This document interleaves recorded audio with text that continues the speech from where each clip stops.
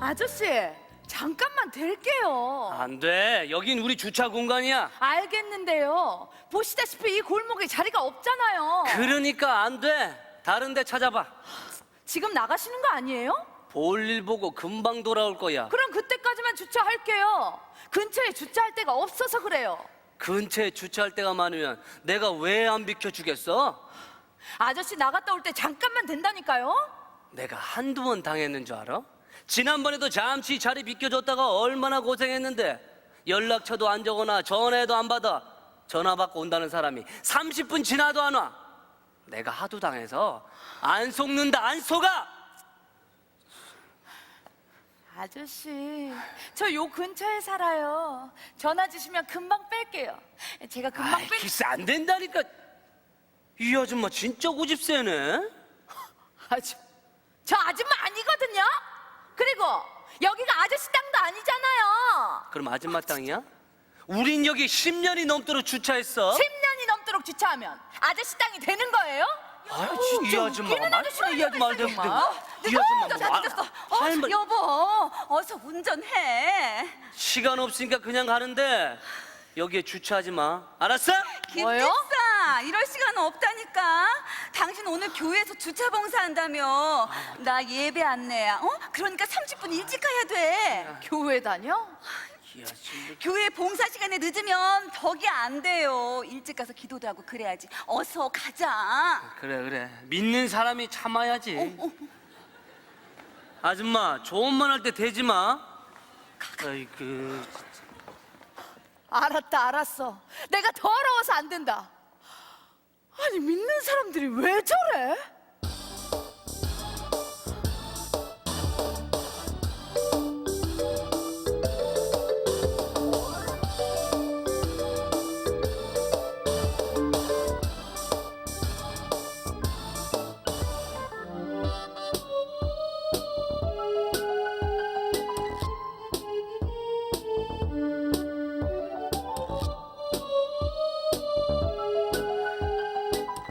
아, 이 팀장, 오늘 저녁 때 진짜 시간 안 돼?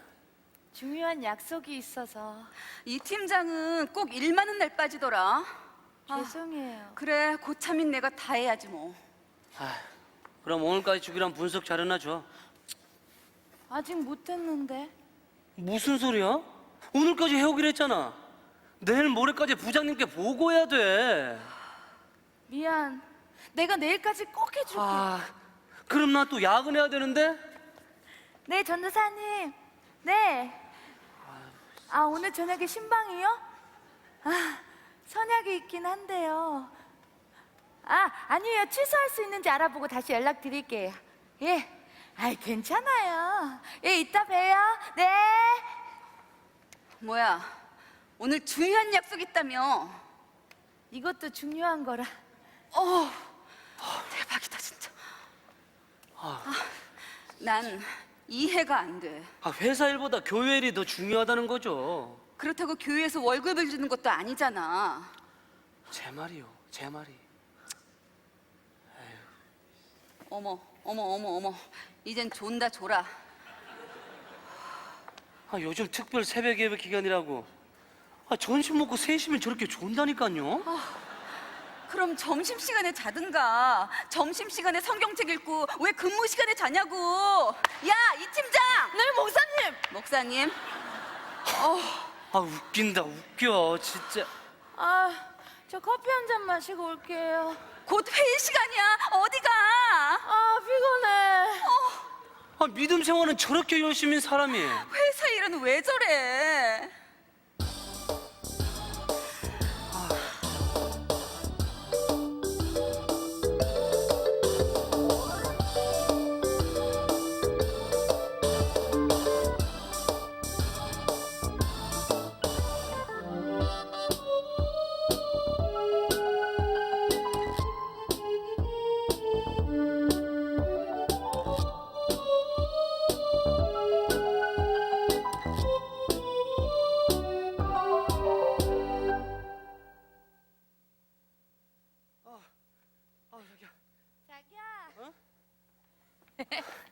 자기야, 꼭 결혼식을 교회에서 해야 돼? 아이 그럼 아버진 장로고 어머님 권사신데 안 그러면 큰일 나지. 우리 집은 기독교가 아니잖아. 교회에서 결혼식 한다니까 불편하시대.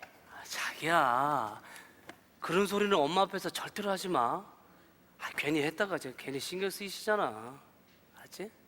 알았어. 근데 오늘 어머님이 왜 보자고 하신 거야? 글쎄 뭐 그냥 하실 말씀 있나 봐. 그래? 응. 뭐라 그러실까, 어머님이? 글쎄 뭐 돈 좀 주실래나?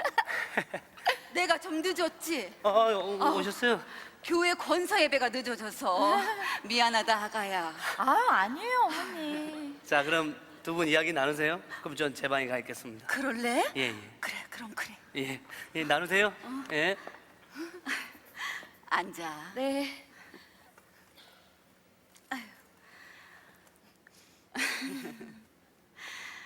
너도 알다시피 우리 집안은 3대째 믿음 생활을 해왔다.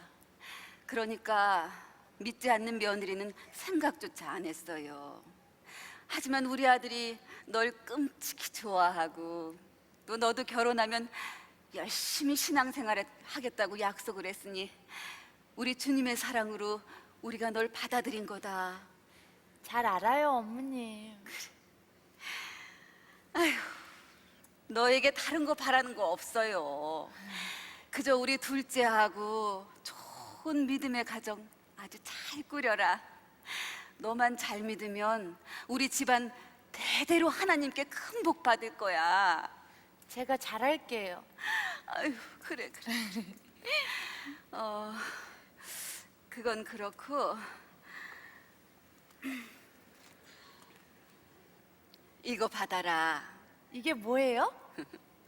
아무래도 결혼은 결혼이잖니. 또 집안끼리 서로 할 건 또 해야지. 그래서 준비하는 데 도움되라고 목록을 적어봤다. 목록이요? 아유, 혼수를 아무리 간단하게 한다고 해도 아유, 또 첫째 때하고 격은 맞춰야지. 응? 그리고 이럴 때 아니면 언제 친척들에게 인사를 하겠니? 예, 그래야죠.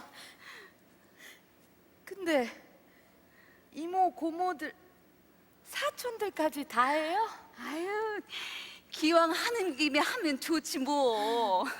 예. 그래서 가족 숫자하고 대강 사이즈까지 적어놨다. 아유, 의사지만이 뭐 대단한 건 아니지만 그래도 격은 맞춰야 하니까. 우리 부부는 한복하고 양복 맞춰 입는 데가 따로 있어요. 거기서 하면 돼. 조금 비싸지만 격이 있는 곳이다. 집안에 뭐 바꿀 건 없고 네 시아버지가 TV를 즐겨 보신다. 난 신경 쓰지 말고.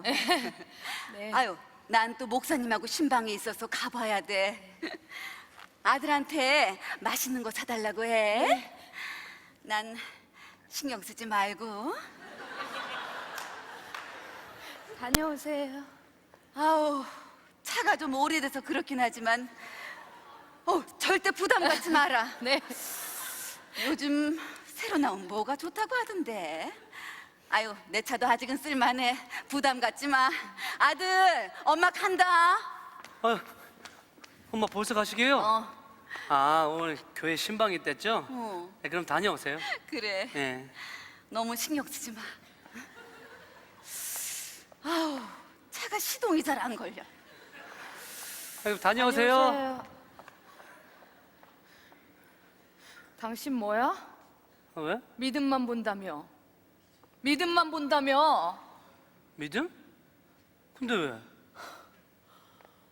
왜 그래? 왜 그래? 믿음 좋은 당신 집안이야말로 정말 왜 그래? 몰라.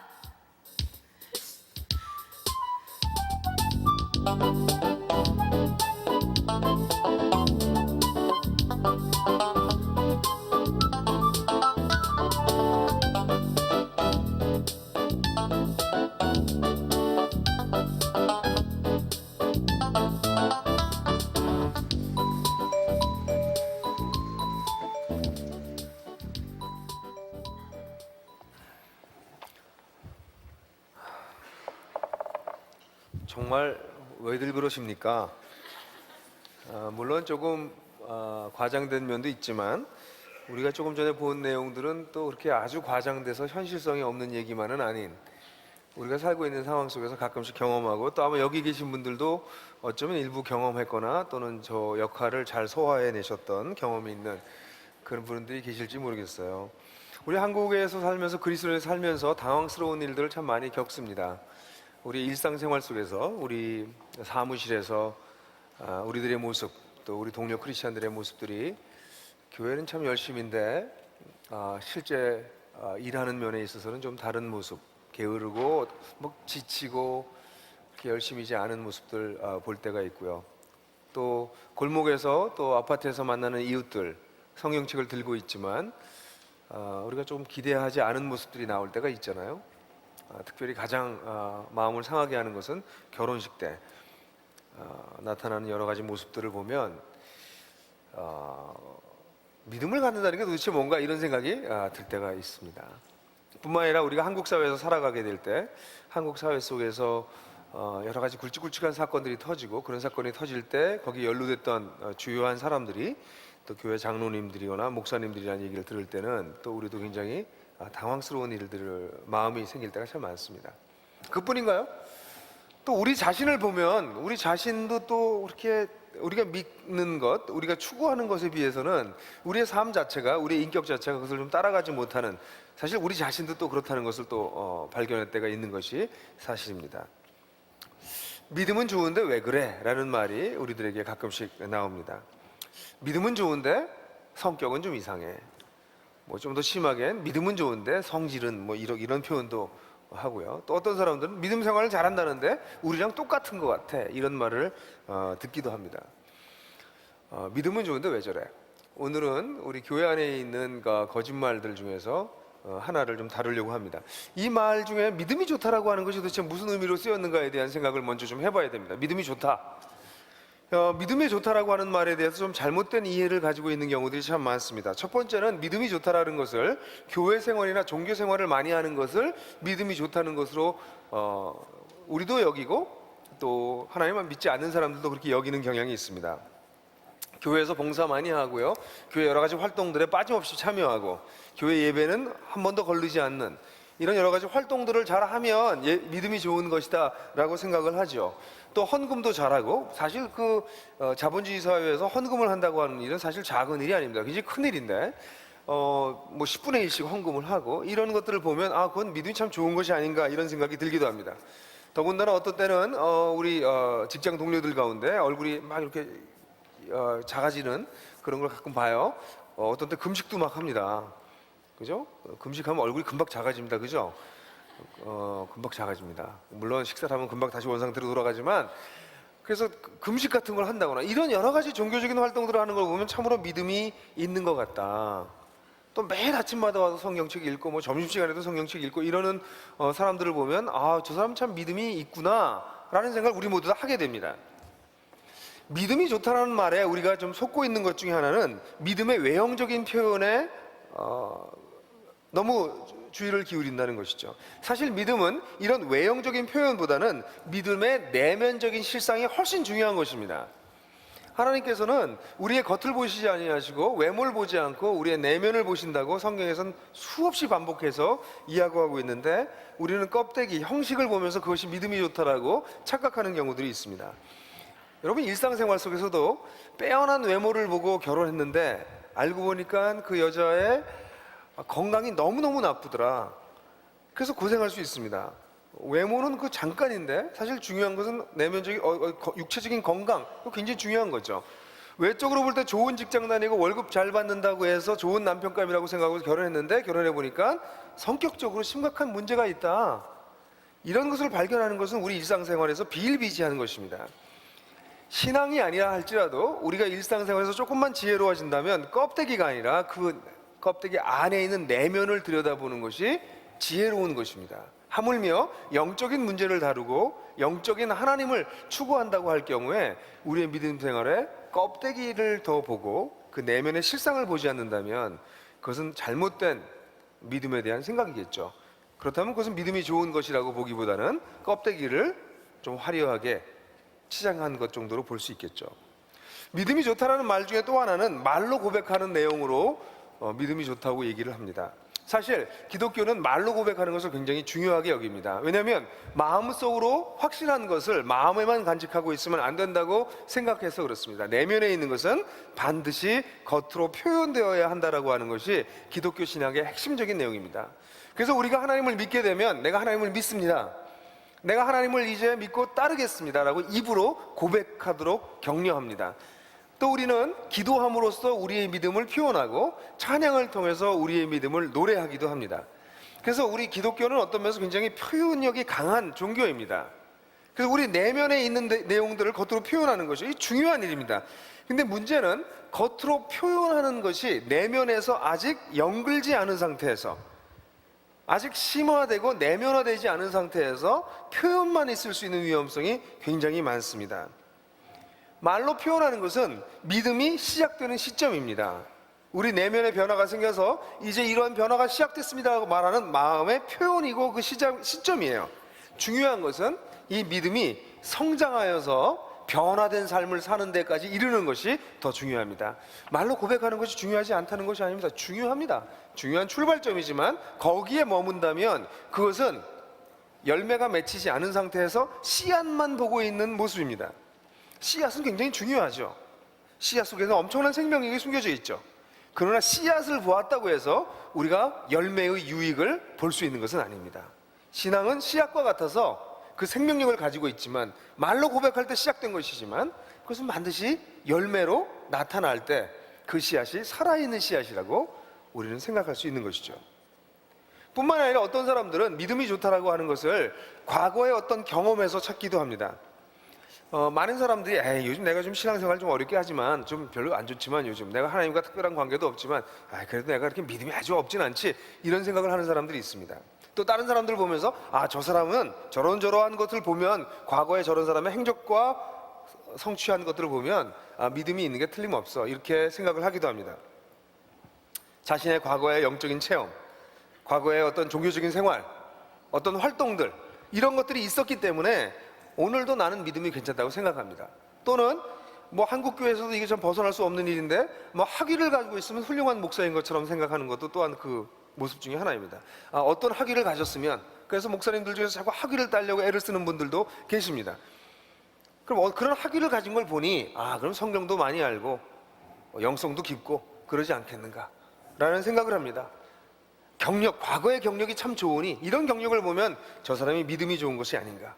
또는 교회에서는 목사 또는 장로, 안수집사, 집사, 서리집사, 권사 등등의 여러 가지 직책들을 보면서 그런 직책을 가지고 있으면 신앙이 좋은 것이 아닌가. 과거에 어떤 뭔가를 성취한 것을 통해서 믿음을 보기도 해요. 그러나 그것은 믿음의 과거의 모습입니다. 믿음이라고 하는 것은 살아있어서 그것은 현재의 상태가 중요합니다. 과거에 어땠는가 하는 것은 굉장히 좋은 경험이고 사연이고 자양분이 될 수 있지만, 믿음이란 원래 현재적인 것입니다. 예를 들어서 여러분, 이 고기가요, 한 달 전에는 싱싱한 고기였어요. 그러면서 썩고 냄새나는 소고기를 꺼내 놓으시면 여러분들이 그 소고기를 좋게 생각하시겠습니까? 아마 가까이도 가지 못하실 것입니다. 한 달 전에 살아있었지만 지금 죽어 있다면 그것은 가까이 하지 못할 것입니다. 믿음이라고 하는 것은 살아있는 것이어서 과거에 바로 어제 살아있었다 할지라도 지금 죽어 있다면 믿음의 가치가 있는 것이라고 말할 수가 없습니다. 그러므로 믿음이 좋다라고 말할 때 우리들이 굉장히 속는 경향이 있어요. 겉에 보이는 활동들, 이런 것을 보고 믿음이 좋다고 말하거나, 말로 고백하는 겨우 출발점에 있는 것을 보고 좋다고 말하거나, 또는 과거에 이루었던 무엇을 보고서 믿음이 좋다고 말하는 경향이 우리들에게 많이 있습니다. 그렇다면 믿음이 좋다라고 하는 말을 성경적으로 정의한다면 어떻게 할 수 있을까요? 성경적인 이해를 할 수 있다면 어떻게 할 수 있을까요? 골로새서 2장 3절부터 7절까지는 오늘 좀 살펴볼까 합니다. 같이 한번 읽어볼까요? 같이 읽죠. 시작. 그리스도 안에는 모든 지혜와 지식의 보화가 감춰져 있습니다. 내가 이 말을 하는 것은 아무도 교묘한 말로 여러분을 속이지 못하게 하기 위함입니다. 나는 육체로는 비록 떠나 있으나 영으로는 여러분과 함께 있으며 여러분이 질서 있게 살아가는 것과 그리스도를 믿는 여러분의 믿음이 굳건한 것을 보고 기뻐하고 있습니다. 그러므로 여러분이 그리스도 예수를 주님으로 받아들였으니 그분 안에서 살아가십시오. 여러분은 그분 안에 뿌리를 받고 세우심을 입어서 가르침을 받은 대로 믿음을 굳게 하여 감사의 마음이 넘치게 하십시오. 믿음에 대해서 이야기할 수 있는 성경의 본문들은 굉장히 많이 있습니다. 근데 그들 중에서 여러분들 좀 익숙하지 않은 본문을 일부러 택했어요. 골로새서 2장 3절부터 7절까지입니다. 이 본문을 보게 되면 성경이 가르치는 믿음의 성격이 어떠한지를 6절 상반절에 아주 잘 얘기해주고 있어요. 6절 상반절을 보면 그러므로 여러분이 그리스도 예수를 주님으로 받아들였다라고 얘기하고 있습니다. 여러분이 그리스도 예수를 주님으로 받아들인 것, 이것이 믿음의 아주 핵심적인 부분입니다. 여기 그리스도라고 하는 표현은 여러분들이 잘 아시는 것처럼 메시아라고 하는 히브리어의 헬라어 번역입니다. 그러니까 그리스도 예수라고 하는 표현은 메시아이신 예수를 얘기를 합니다. 예수가 어떤 분이신지, 예수는 어떤 분이라고 얘기하냐면 메시아이신 예수를 여러분들이 주님으로 받아들였으니, 이런 표현입니다. 그러니까 메시아는 사실 유대교적인 의미가 강합니다. 유대인들은 여러분들이 잘 아시는 것처럼 자신의 나라를 잃고 이 깨어지고 이 죄악이 가득한, 정의가 사라진, 하나님을 인정하지 않는 세상 속에서 이제 메시아가 와서 그 메시아로 말미암아 이 깨어지고 하나님을 배역한 세상을 회복할 것이라고 믿었습니다. 개개인들이 하나님을 배역한 것들에 대해서, 하나님을 배반한 것들뿐만이 아니라 인류 전체가 하나님을 배반해서 공경에 빠진 것을, 그래서 우리가 살고 있는 세상이 전쟁과 기근과 인간이 인간에게 몹쓸 짓을 하는 것들이 가득 찬 세상인데 메시아가 오셔서 이 모든 문제를 해결할 것이고 우리 자신들도 그렇게 구원해 주실 것이라고 믿었었습니다. 바로 예수가 그 메시아라고 하는 것이죠. 예수가 바로 이 땅에 오셔서, 메시아가 되신 예수께서 오셔서 이 땅에 오셔서 무슨 일을 하셨는가? 이 땅에 오셔서 하나님이 어떤 분인지 우리에게 소개하시고 하나님의 뜻이 무엇인지 알려주시고, 그리고 그 뜻 중에 뜻인 하나님과의 인간의 관계가 회복되어지고 인간이 겪고 있는, 우리 인류가 겪고 있는 공경의 문제를 해결하기 위해서 십자가에서 죽으셨다는 것입니다. 그래서 우리의 죄를 사하셔서 하나님과의 관계를 회복하게 하시고, 하나님과의 관계가 회복된 사람들이 이 땅에 깨어진 세상들을 치유하고 회복하는 하나님의 손이 되게 하신 바로 그분이 메시아입니다. 그러니까 그리스도 예수라고 할 때 사실 어떤 그 사람들은, 그리스도인들은 그리스도 예수라고 하는 표현 자체의 의미를 잘 분명하게 모르고 그냥 약간 상징적인 어떤 심볼로 받아들이는 사람들이 있습니다. 근데 그리스도 예수라고 하는 것은 이러한 메시아가 되신 예수를 어떻게 해요? 우리의 주님으로 받아들였다는 것입니다. 이것이 신앙의 아주 핵심적인 부분입니다. 신앙의 아주 핵심적인 부분은 예수가 어떤 분이시고 무엇을 하셨고 그랬는지를, 그 내용을 내가 받아들인다는 거예요. 메시아 예수가 바로 나의 주님이라고 받아들이는 것, 그것이 바로 믿음의 본질적인 부분입니다. 예수님이 하신 일이 무엇입니까? 다시 한번 예수님은 하나님이 어떤 분인지 보여주셨습니다. 하나님의 뜻이 무엇인지 우리에게 알려주십니다. 우리의 죄를 사하심으로 하나님과의 관계를 회복하게 하십니다. 그리고 우리같이 부족한 사람들을 통해서 세상을 회복하십니다. 그 일을 하시는 예수님을 나의 주인으로 받아들였다는 얘기는 내가 그 예수님을 전인격적으로 따라다니겠다라고 하는 것입니다. 아, 하나님이 이런 분이구나, 우리는 예수를 통해서 알게 됩니다. 아, 우리가 하나님과 관계를 회복할 수 있구나, 우리는 예수를 통해서 하나님과 관계가 회복된다는 것을 확인할 수 있습니다. 아, 하나님이 우리를 이렇게 사랑하시는구나, 예수 그리스도의 죽으심을 보면서 하나님께서 우리 인간을, 나를 그렇게 사랑하신다는 것을 알게 됩니다. 아, 하나님께서 교회를 세우시고 사람들을 변화시키시구나 하는 것을 보면서 하나님께서 이 깨어진 세상을 회복시켜 나가신 것을 보게 됩니다. 그래서 우리는 교회 공동체를 세우고 또 우리의 개인의 삶 속에서 전도하고 노동함으로써 하나님의 뜻을 이 땅에 이루게 되는 것이죠. 그 예수를 나도 믿겠다라고 얘기할 때 그것이 믿음인 것입니다. 내가 그를 믿겠다 하는 것은 믿고 잊어버리겠다가 아니라 더 정확하게 표현하면 내가 그를 따르겠다입니다. 그래서 메시아이신 예수, 그리스도이신 예수를 나의 주님으로 받아들이는 것, 나의 주님으로 여기고 그분을 따라가겠다고 사는 것.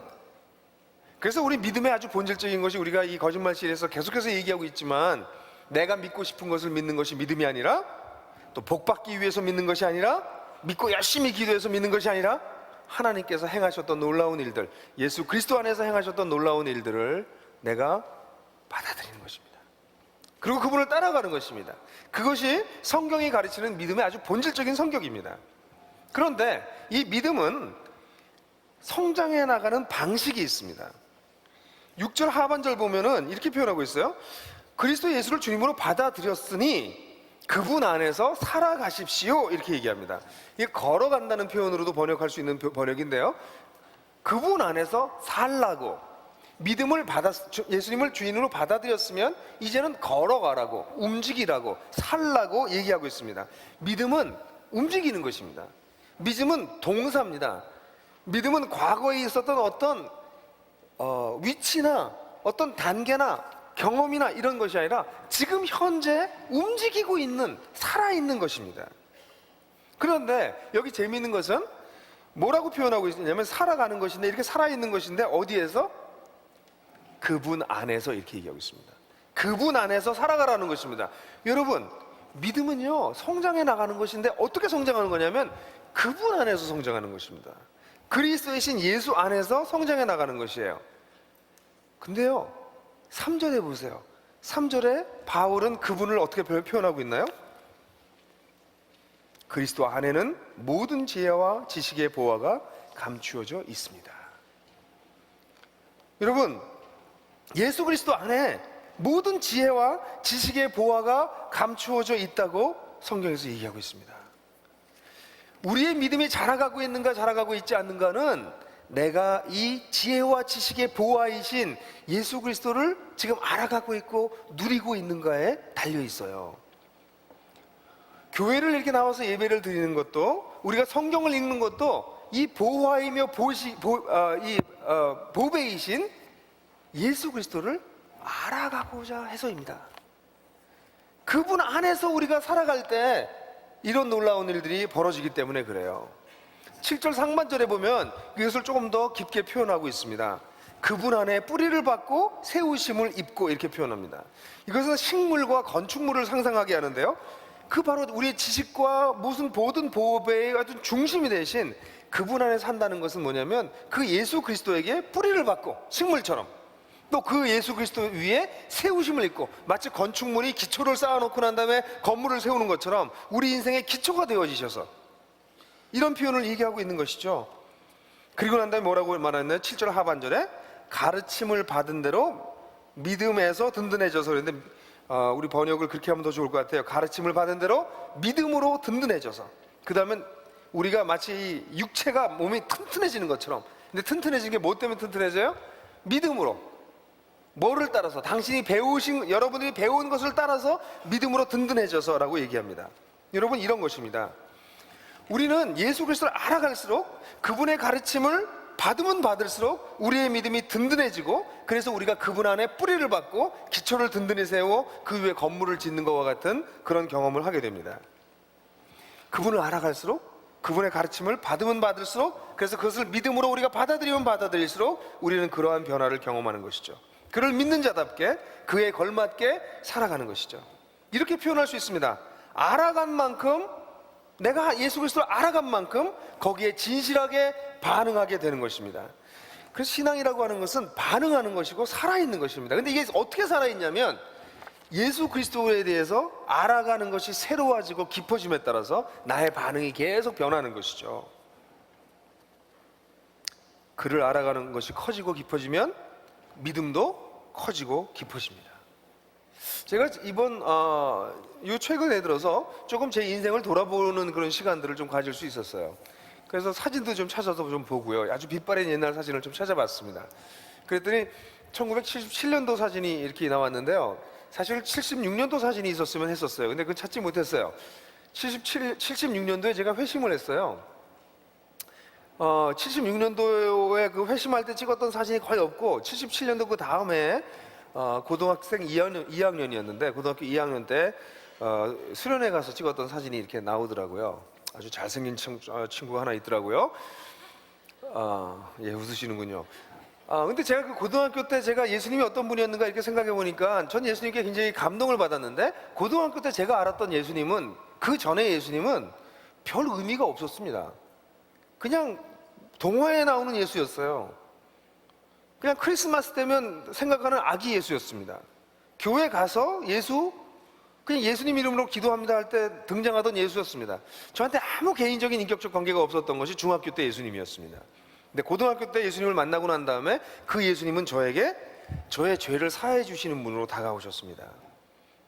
내가 하나님을 무시하고 종이 호랑이처럼 여기고 살았던 것이 제 어린 시절이었는데 그런 나의 죄를 사해 주신, 하나님 없이 내 멋대로 산 것에 대해서 사해 주시는 분, 그 죄에 대한 용서가 굉장히 강하게 저에게 다가왔어요. 그래서 제가 안 예수님은 제 죄를 사해 주신 분이었고 이런 동일한 죄를 짓고 있는 사람들을 살리기 위해서는 이 예수님을 전해야 된다라는 생각이 아주 단순하게 제가 가지고 있었던 고등학교 시절의 예수님이었습니다. 제 죄를 사해 주신 분, 그리고 우리 인간의 동료의 죄도 사해 주실 분, 그러므로 빨리 가서 전해야 되는 예수. 전하라고 그러면 할 말은 별로 없어요. 예수님이 당신 죄를 위해서 돌아가셨어요. 그 정도까지였습니다. 대학 시절에 가서는 저에게 예수님은 다른 분이 되셨습니다. 조금 더 깊은 부분으로 달라지기 시작했습니다. 사실 대학 들어가서 예수님과 사랑을 나눌 수 있다는 것을 알게 됐어요. 그건 저한테 굉장히 큰 경험이었습니다. 제가 노래를 할 때 하나님이 제 노래를 정말 기뻐해서 들으시고 그분의 사랑을 내가 인격적으로 받아들일 수 있는 그런 분이라는 것을 대학 들어가서 알기 시작했습니다.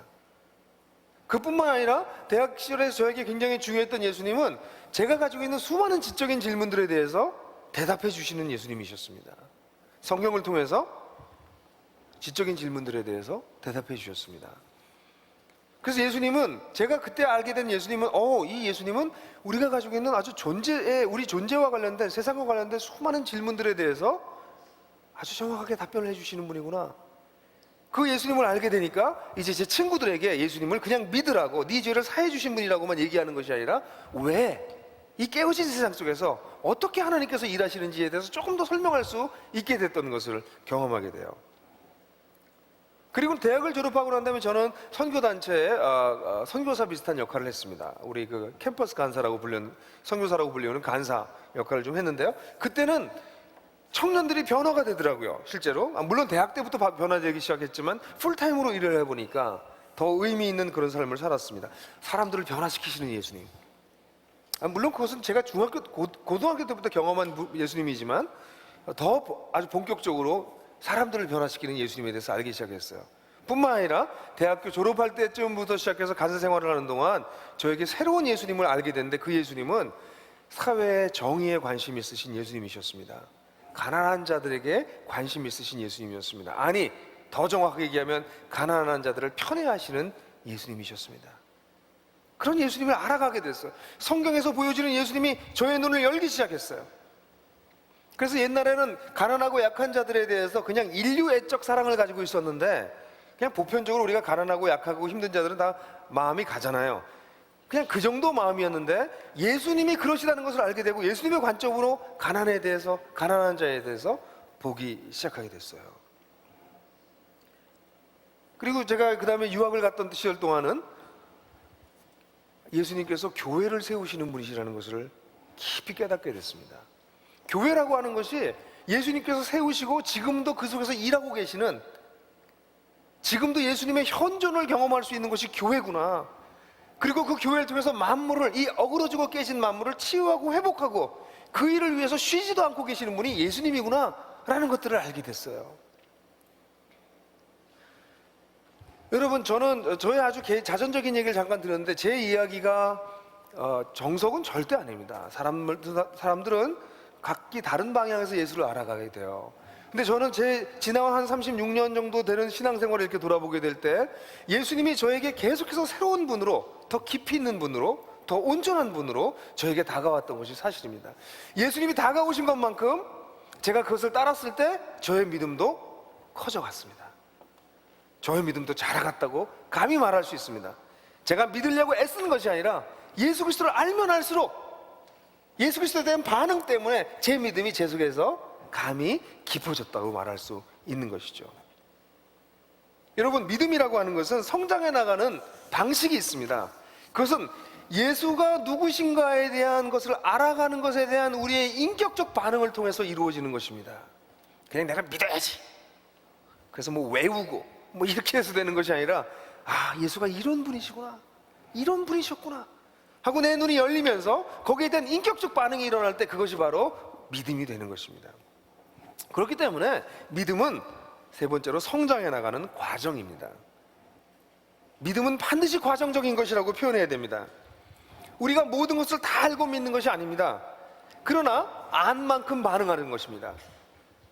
따라해 보실래요? 모든 것을 다 알고 믿는 것이 아니다. 안 만큼 반응하는 것이다. 깨달은 것만큼 반응하는 것이 믿음이에요. 여러분, 어두운 밤길에 저희 그 새벽에 가끔씩 그런 일이 있는데요. 그 새벽에 교회를 오면, 이 사무실에 오게 되면 저희 바나바울로 올라가는 계단이 있습니다. 근데 어떤 날은요, 칠흑처럼 어두워서 계단이 잘 안 보입니다. 그럴 때 어떤 때는 첫 번째 계단을 좀 봐야 됩니다. 그래서 핸드폰을 켜가지고 이렇게 비춰봅니다. 그럼 보이잖아요. 전체 계단이 보이지 않습니다. 그래서 첫 번째 계단을 밟습니다. 그러고 올라가기 시작합니다. 믿음은 꼭 이와 같아요. 계단 전체를 보고 올라갈 수 있지 않습니다. 우린 끝을 보지 못합니다. 계단 전체를 보지 못해요. 그러나 보인 것만큼 한 걸음씩 한 걸음씩 걸어 올라가면서 우리의 믿음은 깊어지는 것입니다. 믿음은 과정입니다. 여기 오신 분들 중에서 하나님이 혹시 계실지도 몰라, 내 인생이 이렇게 혼란스러운 거 보니까, 그리고 내가 답을 찾지 못하는 걸 보니까 내가 하나님을 놓쳐서 그럴지도 몰라 하고 여기 오신 분이 계실지 몰라요. 그럴지도 몰라 하는 것도 어쩌면 아주 작은 믿음입니다. 그래서 여러분 여기 오셨어요. 믿음의 첫 발을 떼신 것이에요. 잘한 것입니다. 여러분들 가운데 어떤 분들은, 아, 교회를 이렇게 와보니까 이 사람들이 그렇게 얘기하는 예수가 정말 인생의 답일지도 모르겠다, 이런 생각을 해서 교회에 와서 예배만 드리는 것이 아니라 이 예수에 대해서 본격적으로 한번 탐구를 해보자. 나들목교회에서는 풍성한 삶의 디딤돌이라고 하는 프로그램을 통해서 매달 그런 시간을 갖는다니 한번 가보자. 그리고 여러분들이 용기를 내서 기독교의 가장 기본적인 진리를 얘기하는 그 클래스에 오신다면 그것은 어쩌면 또 작은 믿음의 한 계단을 올라가는 것이 될 수 있습니다. 만약 여러분들이 예수 그리스도를 받아들였음에도 불구하고 예수 그리스도를 잘 알지 못해서 이런 설교를 듣다가, 그래, 나는 교회를 오래 다녔는데도 예수가 누군지 잘 몰라, 난 다음 주부터 성경을 좀 읽어봐야 되겠다, 내가 진지하게 예수가 누군지에 대해서 한번 질문해봐야 되겠다, 내가 믿었던 예수가 정말 어떤 분인지 좀 더 제대로 알아야 되겠다. 그래서 만약 여러분들이 성경을 펴시고 그 성경을 읽기 시작하신다면 또다시 믿음의 한 단계를 걸어 올라가는 것이 되는 것입니다. 그 정도가 아니라 내가 하나님을 깊이 예배해야 되겠다, 우리 주일 예배 이상의 더 깊은 예배가 수요 예배가 있다니 한번 와보자, 나들목고 공동체 예배 한번 와보자. 여러분, 믿음이라고 하는 것은 과정입니다. 예수님을 나의 주인으로 받아들였다면 그분을 따라가기 시작하는 것입니다. 따라간다는 것은 서 있는 것이 아닙니다. 만약 그분이 서 있으면 우리도 서 있는 것이죠. 근데 그분이 걸어가시니 우리도 그분의 길을 따라서 한 걸음씩 한 걸음씩 옮겨가는 것입니다. 이렇게 성장하는 믿음을 갖게 되면, 이런 좋은 믿음을 갖게 되면 우리 속에 나타나는 당연한 변화가 예수를 닮아가는 것입니다. 예수를 닮아갑니다. 저는 우리 아이들이, 저희 집 아이들이 이렇게 대중문화에 별로 익숙하지 않습니다. TV를 많이 보여주지 않고, 또 본일도 많이 보지 않고, 또 게임도 많이 하지 않고, 그래서 저는 우리 아이들이 유행하는 여러 가지 것들에 대해서 그렇게 많이 모르는 줄 알았어요. 근데 이제 딸이 TV를 같이 보고 있었는데 이게 광고가 나오면 광고 노래를 다 따라하더라고요. 제가 조금 걱정이 생겼어요. 요즘 도대체 얘가 어디서 이걸 배워서 이런 노래를 같이 따라 부르나.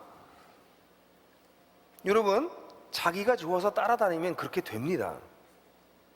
저는 우리 아이들이 따라다니는 것이 이 대중적인 문화의 어떤 아이콘들을 쫓아가지 않기를 바라요. 더 아름답고 더 귀한 것을 따라가길 바라거든요. 우리 자신들은 어떤가요? 우리가 예수를 따라간다면 우리가 예수를 닮는 것은 당연한 일입니다. 피할 수 없는 결과입니다. 그러나 만약에 우리가 예수를 알았음에도 불구하고 믿음으로 반응하지 않고 따라가지 않으면, 다시 말해서 내가 따라가는 것이 딴 데 있으면 예수를 닮아가지는 않습니다. 내가 따라가는 것을 닮습니다. 여러분들 뭘 따라가고 계세요? 입으로 예수를 믿는다고 얘기하지만 사실 내가 따라가고 있는 것은 다른 것이었으면 내가 따라가는 것을 닮아서 그 모습이 내 모습이 됩니다. 그게 우리 인격의 속성입니다. 그러므로 믿음이라고 하는 것은 성장해 나가는 과정이어서 알았다 할지라도 그것을 전인격적으로 내가 받아들이지 않으면 나는 성장하지 않습니다. 왜냐하면 난 딴 걸 믿고 있으니까. 사실은 나는 사실 돈을 믿고 있거나, 나는 세상에서 쾌락을 믿고 있거나, 세상이 주는 안전을 믿고 있거나, 그러면 내가 그것을 닮아가는 것입니다. 믿음은 성장해 나가는 과정입니다. 이 대목에서 한 가지 더 이야기할 것이 이런 것입니다. 알아가는 것과 그것에 대해서 반응하는 것이 믿음인데, 알아가는 것과 그것에 반응하는 믿음 사이에 약간의 간격이 있다는 것입니다. 우리가 하나님의 예수님에서 이렇게 알면 안 것에 대해서 100% 반응하고 따라가지 못합니다. 그것도 계단을 올라가듯이 조금씩 그분께 다가가게 되죠.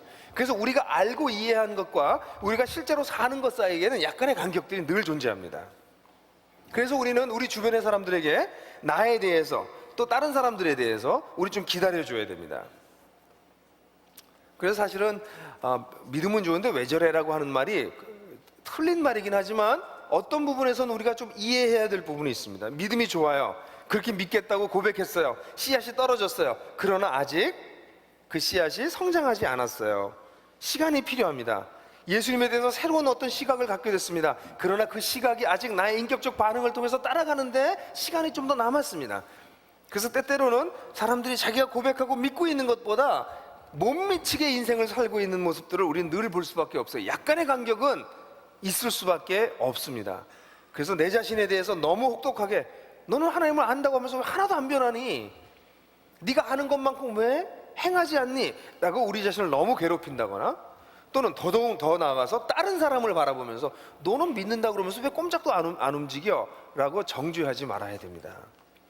특별히요, 저는 이렇게 믿음 생활을 이렇게 하다 보니까 우리 믿음을 갖게 되는 우리의 삶의 출발점이 다르다는 것을 알게 됐습니다.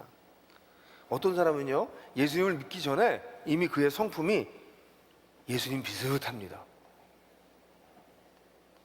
아주 지혜롭고 아주 멋진 사람들이 있어요. 예를 들어서 제가 참 존경하는 분이, 뭐 여러분들도 존경하잖아요. 이순신 장군 계시잖아요. 예? 이순신 장군, 그런 인격을 가진 사람이 있을 수 있어요. 하나님 없이도 자기 인격을 연마해서 그런 위치에 있는 사람들이 있어요. 그런 사람들은 예수를 믿고 나면 그 다음에 변화되는 것이 다른 사람들보다 훨씬 더 깊고 더 온전한 쪽으로 빨리 올라가게 됩니다. 그런데 또 어떤 사람은 예수를 믿기 전에 정말 심한 사람들이 있습니다. 인격적으로 많이 망가지고 상해 있고 험하게 살았던 사람들이 있어요. 그런 사람이 예수님을 믿었습니다. 그래서 옛날에는 지나가다가 마음에 안 드는 사람을 보면 그냥 절대로 지나가지 못하고 신체적 접촉을 하고 지나가는 그런 사람이 있었어요. 근데 예수를 믿고 이제는 신체적 접촉은 안 해요. 한번 째려보고 가요. 그러나 변화됐기 때문에 그렇단 말이죠. 그럼 생각해 보십시오. 이순신 장군은 워낙 그러지 않으세요. 예수를 믿어서 변화된 것이 고매한 인격으로 더 변화됐겠죠. 워낙 좋았어요. 워낙 출발점이 여기였어요. 평균 이상이었어요. 그래서 변화돼서 여기까지 가셨어요. 또 한 사람은 저기서 시작했어요. 이만큼 변했어요. 그러나 아직 평균 이하예요. 실제로 어떤 그리스도인들은 엄청나게 변했음에도 불구하고 사람들과 비교할 때 평균 이하일 수 있습니다. 우리가 볼 수 있는 건 뭐예요? 그 사람이 어디서 출발했느냐가 아니라 지금 모습밖에 보지 못합니다. 그러나 하나님은 무엇을 보실까요? 그 사람이 어디에서 와서 지금 거기 있는지를 보십니다. 이런 과정이라는 것을 이해하게 될 때 우리는 겉으로 나타난 어떤 모습을 보고 사람들을 비교하는 어리석음에서 벗어나기 시작합니다. 사람들은 출발점이 다 다릅니다. 출발점이 다 달라서 거기에 이르렀기 때문에 우리는 사람들에 대해서 너그러움을 가질 수밖에 없고 이해심을 가질 수밖에 없고 또한 우리 자신에 대해서도 그러한 마음을 가질 수밖에 없는 것입니다. 그래서 때때로 믿음은 좋은데 왜 그래? 라고 말할 수 있는 경우들이 있다는 것을 우리는 겸허하게 인정할 수밖에 없습니다. 자, 여러분, 그렇다면 좋은 믿음이란 무엇입니까? 한번 정리해 봅시다. 좋은 믿음이란 첫 번째, 예수가 누구이시고 무엇을 행하셨는지를 알아가는 것을 뜻합니다. 예수가 누구이고 무엇인지를 행하셨는지를 알아가는 것이 있을 때 좋은 믿음이 형성될 수 있습니다. 두 번째는 그 안만큼 진실하게 반응해 나가는 것이 필요합니다. 아무리 많이 알아도요, 반응하지 않으면 그것은 죽어있는 지식일 뿐입니다. 머릿속에 남아있는 정보일 뿐입니다. 근데 거기에 대해서 우리가 반응하게 되면 그것이 내 것이 되는 것이죠. 그러면 믿음이라고 하는 것은 우리 인생의 과정입니다. 예수 그리스도를 알아가고 안만큼 그것에 반응해 나가는 우리 인생의 과정이 바로 믿음이에요. 한번 그 코테이션을 같이 한번 읽어볼까요? 여러분, 인용해 놓은 거를요. 다 같이 읽죠. 시작. 좋은 믿음이란 예수가 누구이시고 무엇을 행하셨는지를 알아가고 안만큼 진실하게 반응해가는 우리 인생의 과정이다. 그러므로 좋은 믿음을 우리가 가지려고 한다면 첫 번째, 예수 그리스도를 알아가야 됩니다. 여러분, 예수 그리스도를 알아가고 계십니까? 예수 그리스도를 알아간다면 그를 존경하는 것을 멈출 수 없습니다. 그를 알아간다면 그분을 흠모하는 것을 멈출 수 없습니다. 그분을 알아가신다면 예배하는 것으로부터 자기의 시간을 뺏기려고 하지 않는 마음은 당연한 것입니다. 그분을 알아간다면 그분을 사랑하지 않을 수 없습니다. 여러분들은 예수님에 대한 여러분들의 자세가 어디에 와 있습니까? 존경하십니까? 흠모하십니까? 예배하십니까? 사랑하십니까? 어디에 와 계십니까? 우리가 예수 그리스도를 알아간다면 어찌 그분을 존경하고 흠모하고 예배하고 사랑하지 않을 수 있습니까? 불가능합니다. 몰라서 그렇습니다. 예수 그리스도를 잘 모르기 때문에 예배 드리는 것이 시간이 아까운 것입니다. 그러나 그분을 안다면 어찌 시간이 아깝다고 말할 수 있겠습니까? 오늘날 그리스도인들의 가장 큰 문제는, 우리 한국 기독교의 믿음의 가장 큰 문제는 우리가 헌금을 조금 하는 것도 아니고 봉사를 조금 하는 것도 아니고 교회를 작게 만든 것도 아니고 선교를 안 하는 것도 아니고 다 해요. 제일 중요한 것을 놓쳤습니다. 예수를 알아가고 있지 않아요. 예수께 매료된 그리스도인들이 몇이 없어요. 그것이 우리의 심각한 문제라고 말할 수 있습니다. 사랑하는 형제자매 여러분, 그러므로 저는 여러분들에게 강력하게 권고합니다. 이 예수 그리스도를 알아가십시오. 매번 예배에 오실 때마다, 우리 찬느님과 함께하는 예배를 오실 때마다 우리는 예수에 대해서 이야기합니다. 예수님의 여러 가지 다른 각도에 대해서 얘기합니다. 그 예수님을 알아가십시오. 이 예배를 넘어서서 나들목 공동체 예배 주중에 우리가 이렇게 2번씩 만든 이유는 그 시간을 통해서 주님을 더 깊이, 그 주님의 가르침과 말씀을 더 깊이 알아가는 사람들을 위해서 그 시간을 만들었습니다. 여러분, 그런 시간들을 사용하십시오. 성경을 읽으십시오. 다양한 번역으로 읽으십시오. 성경 나 읽어봤자 맞나? 그래. 그럼 새로운 번역으로 읽어보세요. 최근에 유진 피터슨이 쓴 신약이 완간됐지만 메시지라고 하는 책이 있습니다. 신약을 현대어로 풀어서 쓴 것입니다. 좋은 책입니다. 요즘 그 책 들고 다니는 분들을 가끔 봅니다. 다시 한번 새로운 마음으로 읽어보십시오. 성경의 다양한 번역들을 읽어보시면서 예수님을 발견해 보십시오. 좋은 서적을 읽으십시오. 좋은 서적들, 우리 나들목 필독서 있잖아요. 그 속에서 그 책들을 읽으면서 예수가 어떤 분인지 알아가려고 해보십시오. 여러분 일상생활 속에서, 그리고 자연을 바라보면서 그 속에 계신 예수 그리스도를 찾아보십시오. 사실은요, 여러분, 예수님이 온 곳에 다 계세요. 우리의 눈을 열기만 하면 그분을 알아갈 수 있습니다. 그분을 알아가시는 일에 최선의 첫 번째 에너지를 쏟으십시오. 그분을 사랑하면 그분을 쫓아다닐 수밖에 없습니다. 최근에 요즘 그 스마트폰 이 경쟁이 일어나가지고 핸드폰들을 많이 바꾸셨어요, 그죠? 보면 하여간 무슨 저는 그걸로 안 바꿨다가 아주 후회하고 있지만, 그거 꺼내가지고 만작만작하는 분들 많고요. 예배 시간에도 꺼내놓고서 막 이래요. 그래서 뭐하니? 그러면 메모하고 있어요. 뭐 녹음하고 있어요. 그래요. 사랑에 빠진 거죠. 여러분, 우리가 작은 장난감에도 사랑에 빠지면 놓치지 못합니다. 근데 사랑하는 형제자매 여러분, 그리스도인이라고 불리우는 형제자매 여러분, 그리스도이신 예수를 알아가십시다. 그분 속에 모든 도배와 모든 지혜의 근원이 거기 있다고 바울은 선언하고 있지 않습니까? 그분 속에 뿌리를 받고 그분 위에서 자라가며 그분의 가르침을 매해서 믿음으로 강해질 때 우리는 그 예수 그리스도 안에서 살아갈 수가 있습니다. 알아가는 것이 첫 번째입니다. 두 번째는요, 그렇게 알아가게 되면 반드시 그분을 사랑하게 됩니다. 이건 피할 수가 없어요. 어떻게 그분을 사랑하지 않습니까? 그러므로 사랑한 만큼 그 다음에는 살아가십시오. 실제로 우리가 사는 건요, 의지로 그리스도인이 사는 게 아니고요, 사랑하기 때문에 그렇게 살게 됩니다. 그분으로부터 사랑을 그렇게 받았기 때문에, 그리고 내가 그분을 그렇게 사랑하고 싶기 때문에 그렇게 살아가게 되는 것 같아요. 삶의 현장에서 그의 사랑을 받는 것만큼, 그를 예배한 것만큼, 그를 흠모한 것만큼, 그를 존경한 것만큼, 안만큼 반응하는 것입니다. 즉 살아내는 것입니다. 주일 예배 한 번이 여러분들의 영적인 인생의 가장 중요한 것이라면, 그리고 주중에 이 예수님을 알아가고 예수님과 만나는 시간을 특별히 가지지 못하시는 분이 만약 있다면 그게 여러분들의 수준입니다. 그러면 주일 예배 때 들으신 것을 가지고 반응하십시오. 주일 예배 한 번이 충분치는 않습니다. 정확하게 말씀드려서. 그러나 주일 예배 한 번을 제대로 드리고 이 예배를 통해서 여러분들이 깨달은 바를, 마음에 새겨진 것들을 일주일 내내 묵상하십시오. 여러분들에게 이 설교안을 드리잖아요, 우리 교회에서. 그죠? 설교안은 여러분을 주머니에 넣고 다니시다가, 여러분 지갑사에 가지고 다니다가 구겨져서 버리세요. 그거 모아놔야 중요한 것이 아니고요, 우리가 듣는 걸 금방 잊어버립니다. 설교자의 아주 절망감이 거기에 있어요.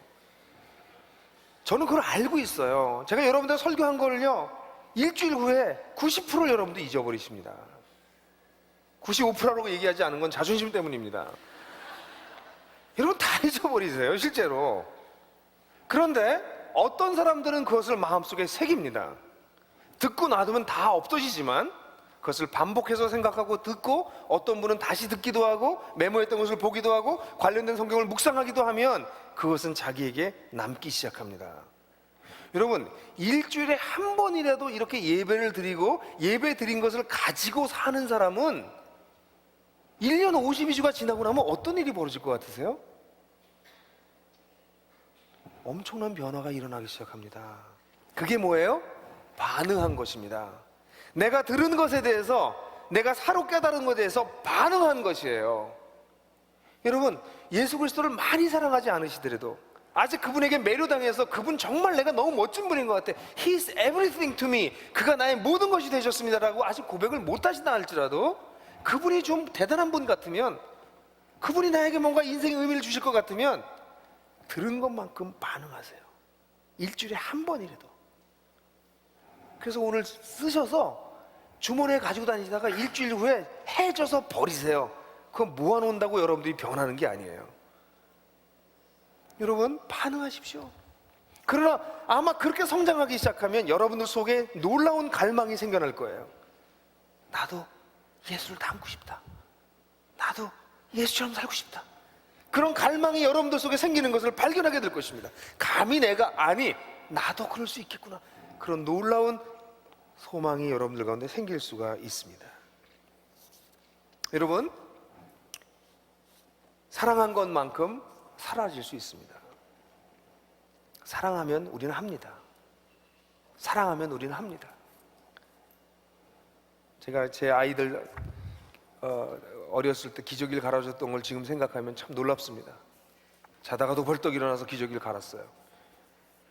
물론 몇 년 안 했지만 사랑했기 때문이죠. 사랑하면 사라집니다. 마지막으로 믿음은 오늘 하는 것입니다. 믿음으로 오늘 사십시오. 과거의 믿음이 아니라 오늘 현재의 믿음으로 사십시오. 여러분 지금 전부 다 신앙으로 여러분들 반응하고 계세요. 여러분들 굉장히 설교를 열심히 듣고 계시고 하나님이 나한테 뭐라고 말씀하시는가를 주의 깊게 듣고 계세요. 이게 지금 믿음으로 반응하는 것이에요. 그러나 이것은 지금의 믿음이라는 걸 잊지 마십시오. 여러분들 이 예배를 끝나고 난 다음에 내 믿음이 성장한 것 같다고 생각하신 건 착각입니다. 이제 이 예배당 문을 밖으로 나서면 그때부터 여러분들이 들었고 여러분들이 알고 계신 예수님에 대해서 반응하는 것이, 그것이 믿음입니다. 그 현재의 믿음입니다. 그러니까 지금 우리는 믿음을 가지고 반응하고 있지만 지금 내가 그랬다고 그래서 예배당을 나가는 순간 내 믿음이 자라나서 그것이 유지된다고 생각하지 마십시오. 차 몰고 나가면서 신경질 한번 팍 내면, 그죠? 믿음은 현재의 것입니다. 지금의 것입니다. 바로 여기에서 지금에서 일어나는 일입니다. 그 순간순간의 것입니다. 여러분들 가운데 심리적으로 끊임없이 계속적인 열등감과 무기력하게 빠져 있는 사람들 있으세요? 예배 시간에 하나님이 나를 사랑한다는 얘기를 듣지만 밖으로 나가면 금방 그런 소리가 들립니다. 내가 열등한 존재라고, 나의 삶에 의미가 없다고. 그 순간에 자신을 사랑하셔서 생명까지 주신 분을 기억하십시오. 그게 믿음입니다. 자기의 열등감으로 자기를 끌어가고 있을 때, 여러분들 가운데 경제적으로 어려움을 겪고 있는 형제가 있습니까?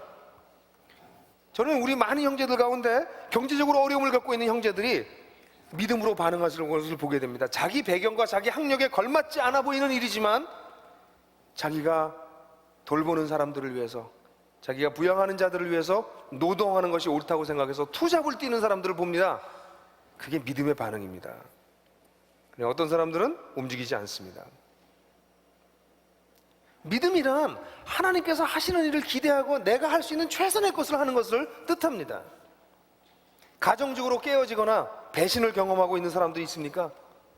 이런 상황 속에서 나를 붙들고 계신 예수님을 붙잡으며 말미암아 절망의 나락으로 떨어질 수 있는데, 어쩌면 다시 일어날 수 없는데, 그 자리에서 그런 절망감 가운데서도 예수 그리스도를 바라보고 견뎌내고 있는 사람들이 있습니다. 그것이 믿음입니다. 믿음은 바로 삶의 현장 그 순간에 일어나는 일이지, 예배당에서 우리가 믿음을 쌓고 나가는 것이 아닙니다. 우리는 배우고 여기서도 믿음 생활을 하지만 우리의 참된 믿음은 나의 삶의 현장 그 순간에서 일어나는 것입니다. 사랑하는 형제자매 여러분, 우리는 자라가고 있습니다. 여기 계신 모든 분들이 자라고 계십니다. 우리가 예수 그리스도를 알아감에 따라 그 반응을 하면서 자라가고 있는 것이죠. 저는 지난주에 믿음이 조금 자란 것 같아요. 지난주 수요일 날, 요즘 우리 수요 예배 때 복음서가 증거한 부활에 대한 걸 하고 있습니다. 그래서 저도 열심히 성경을 공부하고 묵상하고 있습니다. 근데 지난주에 마태복음을 묵상했는데요, 마태복음을 묵상하다가 제가 굉장히 감격을 했습니다. 부활하신 예수님을, 우리 수요예배 오신 분들은 다 같이 우리가 나눴지만, 부활하신 예수님을 마리아가 만났어요. 절망감과 무기력과 그 큰 고통 가운데 부활하신 예수님을 만났습니다. 그때 예수님이 마리아에게 굿모닝 그러셨습니다. 잘 있었니? 아주 평범한 인사를 하셨어요. 저는 그 인격적이시고 자유로우신 예수님, 과장이 없으신 예수님이 너무 좋아요. 마리아는 그 예수님께 달려가서 무릎을 꿇고 그 발을 잡았습니다. 저는 지금까지 성경을 읽으면서 그 발을 잡은 마리아에 대해서 한 번도 집중해 본 적이 없었습니다. 그러나 이번에 마태복음을 보면서 이 막달라 마리아가 예수님의 십자가에 죽으시는 그 현장에서도 있었고, 장사될 때도 무덤 건너편에 앉아 있었고, 부활 후 첫날에도 예수님께 나왔다는 것을 발견하면서 이 여인 속 마음속 깊숙이 있었던 절망감과 고통과 괴로움이 얼마나 컸을지를 상상했고, 그리고 이 여인이 예수님의 발을 잡았다라고 하는 마태복음에만 나오는 이 기록을 통해서 굉장히 놀라운 것을 경험했어요. 여러분, 마리아가 예수님의 발을 잡았을 때 마리아가 잡은 그 발에서 무엇을 봤을까요? 선연하게 남아있는 못자국을 보았습니다. 그리고 그 마리아가 절했다고 표현됩니다. 그것은 예배한다는 단어입니다. 저는 예배의 신비한 또 다른 측면을 보게 됐어요. 예배는 이것이구나. 부활하셨지만 여전히 고난당하신 표를 가지고 계신 그 못 박히신 발을 붙잡는 거구나. 제가 예배하면서 새로운 갈망이 생겨났어요. 주님, 내가 당신의 발을 붙잡게 해주십시오. 당신의 못 박히신 발을 붙잡게 해주십시오. 그리고 제가 그 발에 입 맞추게 해주십시오. 그리고 제 마음속에 소망이 생겨나기 시작했어요. 우리 주님이 다시 오시면 그때는 정말 육체로 부활하신 그 예수님, 그분 발 앞에 무릎을 꿇고 그 발에 입 맞추는 날이 오겠구나. 저는 믿음이 조금 더 자라난 것 같아요. 예수님이 어떤 분인지를 성경을 통해서 조금 더 깊이 알았기 때문입니다. 사랑하는 형제자매 여러분, 우리 믿음은 진행형입니까? 아니면 과거 시제입니까? 우리 믿음이 있다면 우리는 비록 부족하지만 변화되어 갈 것입니다. 그런 살아있는 믿음을 여러분들과 제가 누리게 되기를 간절히 소원합니다.